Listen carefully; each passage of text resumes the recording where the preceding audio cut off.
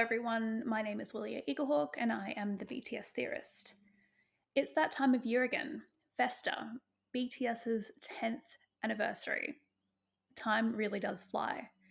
I joined the fandom in 2019, just at the start. They came in at the tail end of the Love Yourself era, right before the map of the Soul Persona promotions begun. And getting to know ARMY and getting to know BTS was definitely an intense experience. And I've been reflecting on this as we approach the 13th of June, that special day that BTS debuted back in 2013. And I've been reflecting on what exactly I went through when I first became an ARMY. I didn't even know who ARMY were. Of course, for most people, when you come across BTS, you have no idea about ARMY.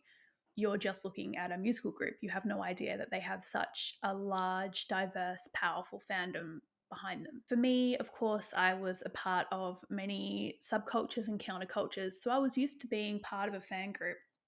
But there was nothing that could have prepared me for coming face to face with ARMY. And there was nothing I could have really done in the first few weeks to fully grasp the enormity of ARMY, because there's so much to learn. There's so many places that ARMY occupy on the internet and in real life. It can be really hard to know where to start, where to go, what you even need to do to be an ARMY.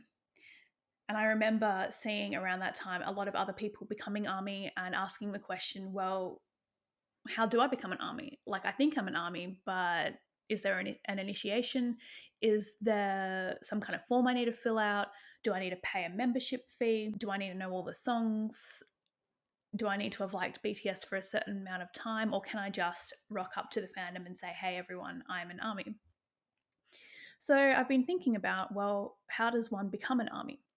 For me, it was that I found BTS. I fell in love with BTS, and not long after, I realized who ARMY are. And I realized after quite a few months that I had been ARMY the whole time, because, of course, I believe that to be an ARMY, the only thing you have to do is love BTS and all members of BTS, not just one or two, all members of BTS. OT7. Love all members of BTS, and you're an ARMY. Nothing else matters. And that's kind of how I approached the fandom. I was like, hey, I don't know much. I'm still getting to know BTS, but actually, since the first moment I saw them, I have been madly in love with them. And I want to dedicate every fiber of my soul and being to being an ARMY. Yes, that was incredibly corny, but there, I said it. But that was kind of what was happening, under the surface of me discovering BTS, because of course discovering BTS is intense. I was confronted by a lot of my own judgments and fears. I didn't really know if I liked them or not, when in fact I really did. But I was so overwhelmed by everything that was happening, I couldn't really process what was going on. But definitely, well, after the first few weeks and the first few months, I realized that I was a massive fan the entire time. And it just took me a while to adjust to this new world, because BTS have created a new world and ARMY have created a new universe. Like, together, what they do is so expansive and never ending. It's kind of like a choose your own adventure, if you like. So it took me a while. And I realized that just by loving BTS, I was an ARMY. However, throughout the fandom, there are many different ideas about what you need to do to be a fan, or to be a good fan, quote unquote. And I have observed this over many years, especially on Twitter. This is where I get most of my social listening done, where I just read whatever is on my timeline and I see what everyone's saying and how people react to certain things. And now, of course, I get to do a lot of this on TikTok as well, and Instagram to a lesser degree, but Twitter is definitely where the most of the discourses are happening. And you get to learn what the majority are thinking and feeling, or rather, the majority of people who are commenting are thinking and feeling, because, of course, there's a majority of people who aren't even on Twitter. And there's also a majority of people who are on Twitter that don't engage. Or if they do, it's so insignificant or small or somewhere else that I'm not seeing it. So, there's so many different variables and factors, but I've been kind of reading what people have to say for many years. And there seems to be a lot of fandom discourses about what you need to do in order to be an ARMY. So this is what this episode is all about. How do you be an ARMY? The short answer is that you love BTS, all 7, no matter what. The long answer is it really doesn't matter what you do to be an ARMY. You can do whatever you like, as long as you love BTS and you love ARMY. It's not complicated. it doesn't have to be complicated. It's probably easier to list all the things you don't have to worry about, because being an ARMY is so simple and straightforward, but I think people feel an enormous amount of pressure to perform. And I think what I have found in fandom is that these fan identities can become very performative. And that is why I have had such a hard time existing in these spaces, such as Twitter, such as TikTok. I think those two are the biggest ones for performative fan identities. And this is something that I didn't plan on talking about now, but it's coming up. So please excuse me if I pause when I'm talking, because I'm thinking on the spot. But essentially, what I have noticed, let's take TikTok for an example, is that there are people who have a set way of being an ARMY. They dress a certain way, they collect, for example, photo cards and other merchandise, they stream, they react to members a certain way and use the same language. Like, oh my God, he looks so amazing, like much respect to our president Namjoon. Things like this. And I'm definitely not having a go. I'm just trying to build like a characterization of just one type of ARMY. But I feel that if a few people start doing this, which they do, of course, over time, it starts to become embedded subconsciously in ARMY's mind that this is what a fan looks like. So then more and more people start showing up online and start saying and doing things that they feel fits into the characterization of what an ARMY is. And it might be completely genuine, and I'm not saying that it isn't, but it's just interesting to watch the patterns of what people think is acceptable or appropriate fan behavior. And they continue to perform these roles of being a fan. And over time, our idea of fan becomes more and more impacted by how these people are performing, because it's the only messages that we're receiving about who ARMY are. Now, of course, this is changing because the fandom rapidly grew throughout the pandemic. And especially now, I'm noticing we're getting so many more male reactors for reaction videos. And of course, they do very well because our fandom is primarily female. Of course, there's more than one gender, and there is a vast diversity of gender expression within the fandom, but the fandom still is primarily identifying as female.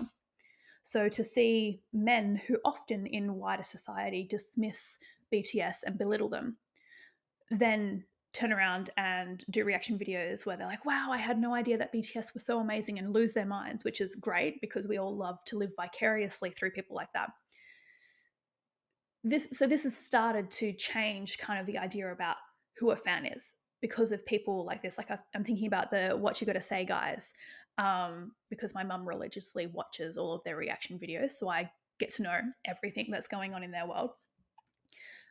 Because of people like them, and of course we've now got more, like there's grannies, like people who identify as grannies loving BTS, and people from all walks of life talking about loving BTS and being a fan. That's great. But I still find that there is a majority kind of consensus about different words and different ways of describing BTS and different reactions that are all appropriate. So there seems to be things that are appropriate and inappropriate. And by the way, I'm seriously not passing judgment. These are just my observations. And I do feel that on these platforms such as Twitter and TikTok, the only way to get a following, to get noticed, is to engage in these very specific performances of fan identity, very specific reactions that hypersexualize the members of BTS. They also share in group outrage and mass cancellation, because this is all what we are subconsciously taught through the repetition of these messages from the same people doing the same things, which is fine because it's their thing, right? But then I think we can also like take this on board and internalize it and go, well, am I actually a fan if I'm not having the same reaction? And I think for some people it's easy to go, well, everyone's different and I'm okay being different and I'm still a fan. And I worry for people who are younger, because we do have a lot of young members in the fandom, like 9, 10, 11 years old, who are also consuming the same content as us and the same repetitive kind of performances of fan. I am concerned that they might not know that it doesn't matter. They might not be able to differentiate between, okay, this is just someone's opinion. And even if there's 1,000 people with this opinion, it doesn't have to be my opinion. Or I don't have to stream music like this, or I don't have to buy 5 albums at a time, or I don't have to know all the songs and all the lyrics to be an ARMY. I don't know if everyone has that ability, especially younger people who are still trying to figure out who they are in the world. So I'm definitely not trying not to speak in generalizations. It is a concern of mine that because the people who get the most attention all tend to be doing very similar things, it does kind of give a subconscious messaging to the rest of ARMY about what is appropriate and what is acceptable. And I have come up against this in trying to get my own work out there. Of course, these podcasts, and then the content that I make on TikTok. And I've been trying to get back to Twitter, but I've found that really difficult. I found it hard because I don't want to do what everyone else is doing. They're doing it, they're doing a great job. If I were to jump on and go like, oh my gosh, JK's abs, or he looks so cute in this video, can you hear my can you hear my voice right now? I wouldn't be able to do it because those are not reactions that I naturally have. If I have a reaction, it's gonna be like, oh, holy fuck, that's cool. And it's not necessarily like big and dramatic, and it's not good for camera, and it's not good for audio. You know, it's just me having a very normal, low-key reaction, but I can't ramp it up. And I went through a whole year last year of working on social media strategy and learning how to work with the algorithm and how to present myself and how to perform, because let's be real, there's cameras. We are performing as soon as we turn on a camera, even if it is the performing of our everyday identity. Please look up identity theory. It's one of my favorite realms of theory. But like, I'm not saying that it's not real if it's a performance, but we do perform. There's lights on, there's camera. Actually, I have 2 cameras on me right now and 2 massive lights, and there's 2 microphones. You know, this is a performance. But when I was doing this whole year of learning how to perform, what I very quickly learned is that I am not one of those people that can do something that's disingenuous to who I am. There are people out there who are great at acting, and they can be like, hello, everybody, it's me, and I'm here, and I'm doing content, and they can be very loud and like that. But I cannot do it and sound genuine. I sound dead inside if I try and do it like that. So that's just who I am. And I've had to come to accept that. I can only do things that are genuine and real for me. But there are people out there who are making content about BTS, just everyday people who are sharing their ideas, definitely not having a go, by the way, who are able to perform a lot more. They are able to be like, oh my goodness, and start crying. And I think it's real, but I also think some people really put it on in a fun way as well. That's not who I am. And that doesn't need to be who ARMY are. They're just some people in the fandom. It just happens that they're the people who are getting a lot of views on their TikToks. They are going viral, or their tweets saying similar things are the ones that get picked up by other people and retweeted a lot. And it's just interesting to watch because people who then want to make content often follow that blueprint. They often start using and adapting the same language or the same kind of reactions and the same kind of outrage. And that's all very interesting. And ARMY definitely aren't a monolith. I'm not trying to say that at all, but it's just interesting to watch what content rises to the top, and not necessarily the top of quality, but the top of public perception. And in order to get there, it seems that for now there is a formula for success.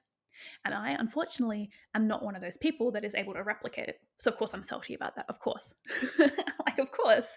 Why wouldn't you be? I wish I could do that kind of stuff. But no, I have to carve my own path. And I'm not sure if every ARMY out there knows that they can carve their own path. And they might not want to either. Because, of course, one of the benefits of being part of fandom is that you get to be around a lot of other people. And you get to be part of a collective, and you get to feel less alone. So in order to carve out your own path and to be a different kind of ARMY, to be your own kind of ARMY, can be lonely and terrifying. Believe me, like I mostly feel like I'm not connected into the fandom yet. I'm writing and publishing books about them, and I'm making content, and I get messages all the time about like, wow, your book is so amazing, it changed my life. Definitely didn't mean to brag, but like, I'm getting messages like that, and I'm like, oh, this is a wonderful moment where I get to bond with this person and I feel so connected to them. But as a whole, I do not feel connected to ARMY. And I also think that is in part due to where I live. If I were in America and got all the tours and all the promotions and all the fan events, I think I might feel different, even if I didn't necessarily participate directly with them.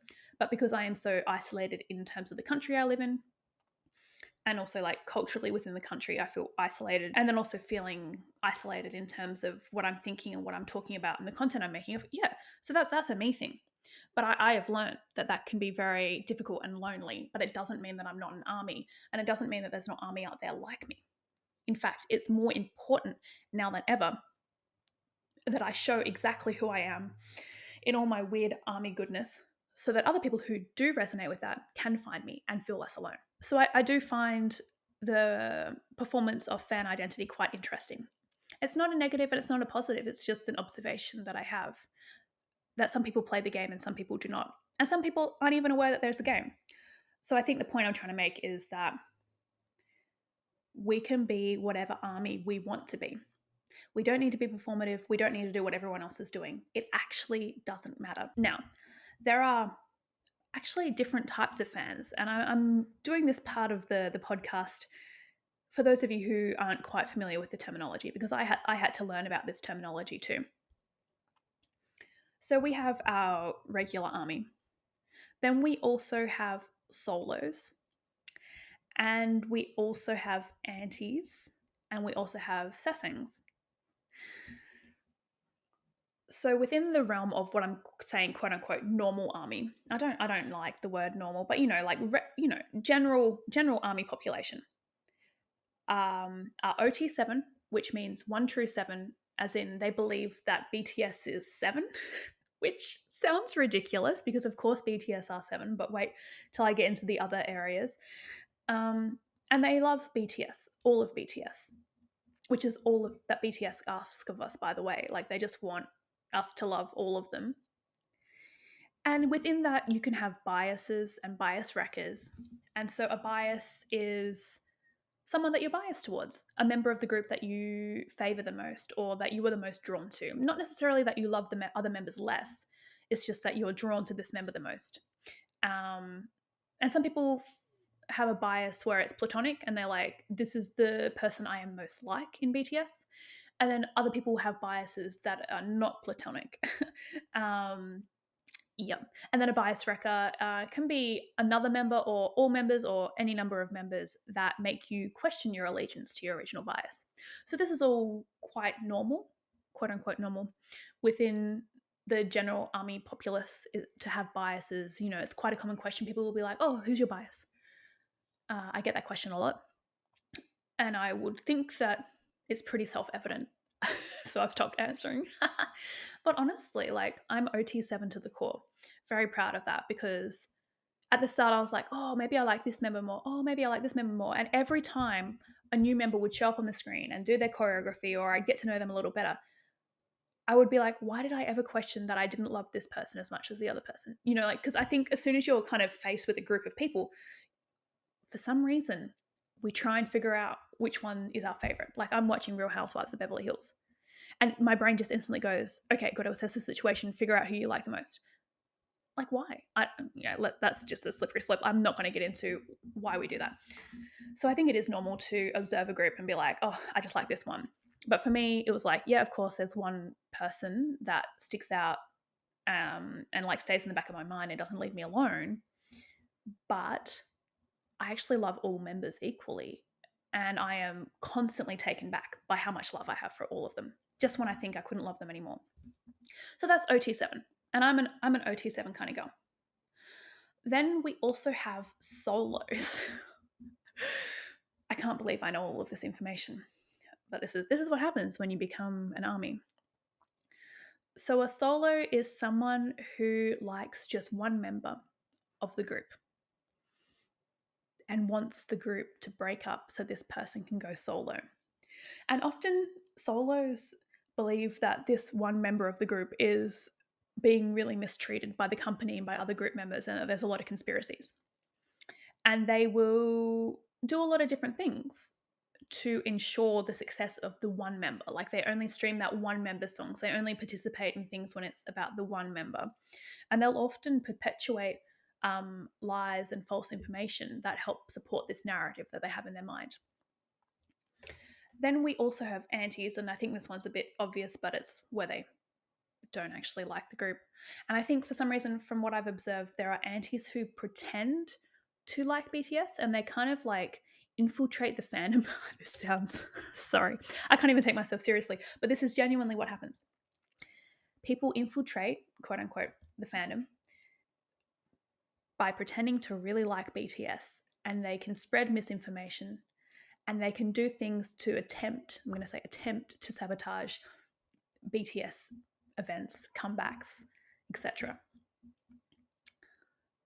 Yeah, it's a thing. Like, and I have seen it. I've faced many antis before I knew they were antis. Especially when I released my first book, they would come and attack me. And I wouldn't get it because they're saying, like, they're literally trying to fight me. And I'm like, but I'm an army and I've written this really cool book and I don't understand why you're having such a negative reaction. And I have a friend who seems to be very good at discovering antis, and she would do deep dives on these people's profiles and be like, well, actually, they're an anti and they like this other group. And they've been tweeting on their other account for months about how they, how much they hate BTS. Yeah, go figure. But fandom's a complex place, everyone. And then way off this other side of the fan spectrum, because I'm also going to consider antis fans in a twisted sense, in that they actually are giving a lot of themselves to the fandom. Because I know if I don't like something, I don't go anywhere near it. I don't give it any of my attention. But if I like something, and especially if I'm really twisted in my head about how much I like it, I can be an absolute weirdo about it. I can do some really bizarre stuff. So I could definitely see, if I were like operating at my lowest possible frequency, that I could definitely become an anti, where I would be so twisted in my head about how much I love BTS that I have to somehow convince myself that I'm part of a plot to take them down, instead of just facing the fact that I actually really like them. Could totally see that happening. So I do understand. So I do think it's on the spectrum. I do think it's on the spectrum of being a fan. I just think it's on the spectrum that we don't really want to go to, but it's over there and it exists.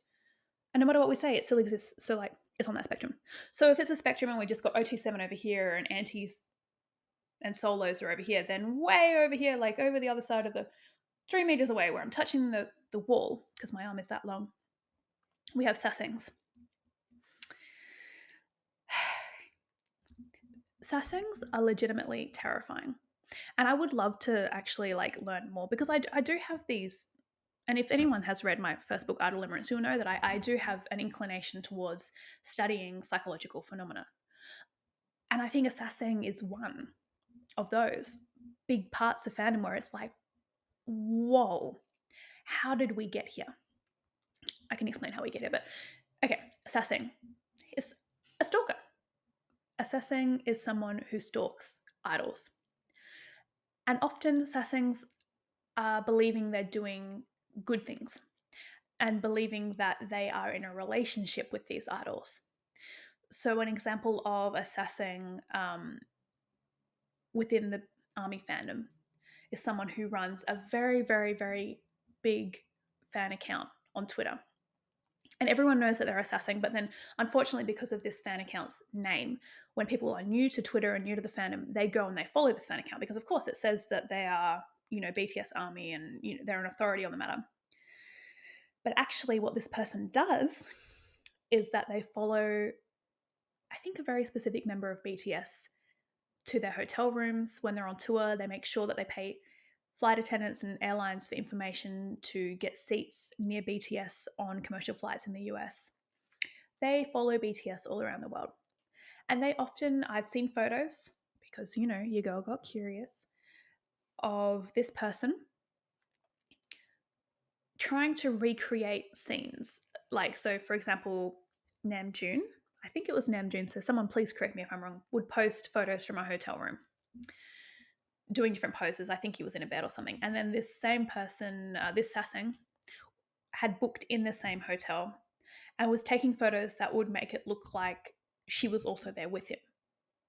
So photos with like the same bed in the background or like the same bathroom or whatever, to try and get people to think that she is in a secret relationship with him. Yes. So this is just some of the things that people do, and that they do bigger things, wilder things. Please look it up. I feel really uncomfortable watching stuff. Like, I've looked up videos on YouTube where there's footage of people literally running after BTS down streets and in airports, and BTS are like running from them. And it's not like, at first you're like, oh yeah, they're running. So like that's what my brain said. It's like, okay, they're running. And then when it really sunk into me, like these BTS members are running away from someone who is screaming and chasing after them. Like, they aren't just like, "Who, let's play a game of chase." Like, no, they're running away from people in a public place. They're just trying to mind their own business, trying to get to or from their flight. And they're running away from screaming people who are just like, "Oh, please, I love you so much." So it seems like innocent, but it's like, BTS are running. They're running away from these people, and these people are still chasing them. And it happens in the most bizarre places. And it happens when BTS have private schedules and these people appear. How do they know where BTS are? And how does this make it okay? Like, they totally violate their privacy. And I think even recently, JK was like on a live and said that, like, someone keeps on trying to deliver food to his house, and he really doesn't want to accept it. And he said, please just look after yourself. And I think he posted about it on Weverse, but like, he would keep on getting food deliveries. And I also know another time when he was on live when he was getting phone calls from a sasaeng. And it's repetitive behavior over many years and long periods of time. Like, they change their phone numbers, they've gotten new addresses, and yet they're still found by these people. It's freaking terrifying. And I think we can really downplay it because they're celebrities and it must be part of their life, blah. But it's like, if that were me and someone were calling me every day and sending food to my house and showing up when I'm like at a coffee shop and chasing me down a street, I would be freaking mortified. And the fact that they have more than one of these sasaengs, at any given time, and that they're everywhere and that they masquerade as army, absolutely terrifying. So I suggest, if you don't know much about sasaengs, go look it up and have a look at what a fan is not. And I know that I said it's like a spectrum and these people are all fans in some way, but I would, this sasaeng behavior, even though these people say they are army, I've got to say right now, sasaengs are not army, no matter how much they say they love BTS. There is no way in hell that you stalk and harass people that you love. So they fail the one criteria of being an army, which is love BTS, love all seven. Sasaengs are not it. And then I guess by that, being an anti, you aren't either.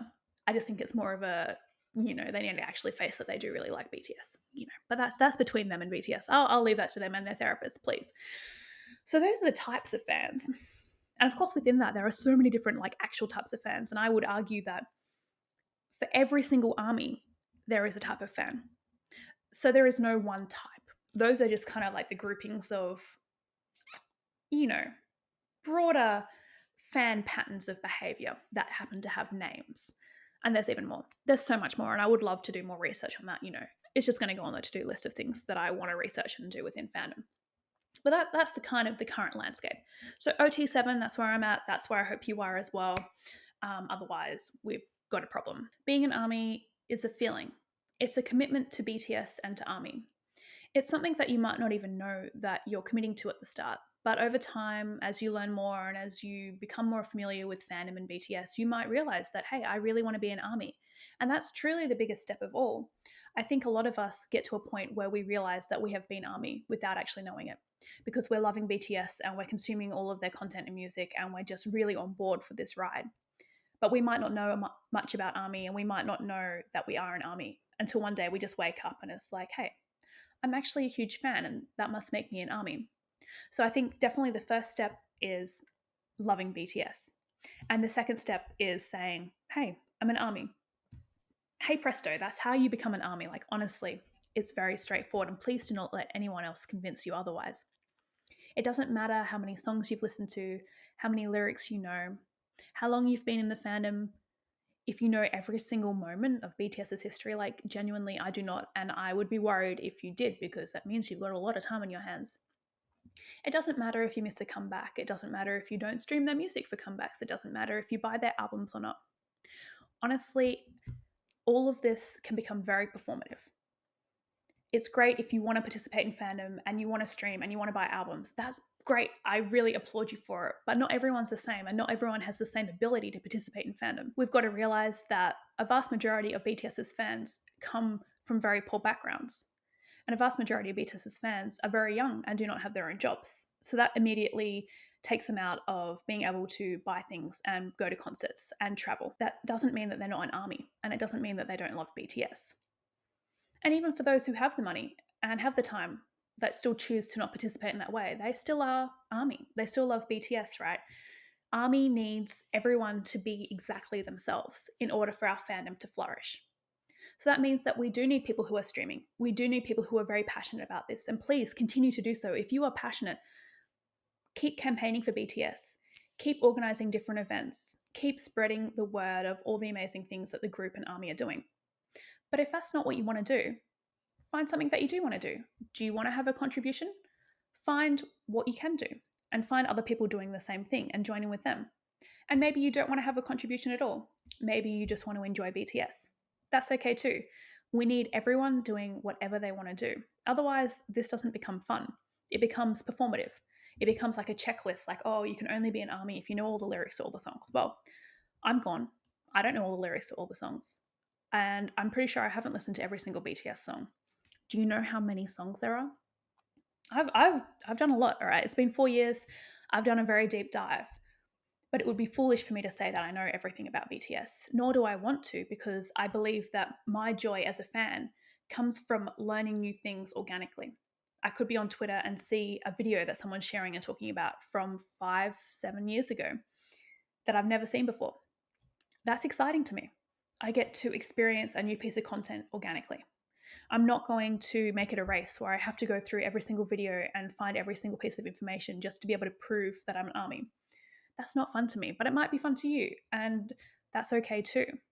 But please know, no matter what, if you love BTS and you want to be an army, you're an army. It's that simple. And that is what makes our fandom so amazing and so diverse, is that we are able to have everyone come exactly as they are. That is the nature of being an army. Be exactly who you are. That's what BTS want. Be exactly who you are and love BTS, all seven, and love being an army. Can't go wrong with that. I hope you've enjoyed today's little look into what it means to be an army. Of course, I could go on and on. I do suggest, if you want to learn more, that you check out I Am Army, It's Time to Begin, and I Am Army, We Don't Need Permission, two amazing books full of essays from Army, all about how they came to be an army and what the army identity is. They are up on revoltbooks.com. You can also look them up on any book selling platform and you will find them. You can also check out a free chapter I have from I Am Army, It's Time to Begin. The chapter is called Exit the Magic Shop, Enter the Revolution, where I do talk about army being revolutionaries.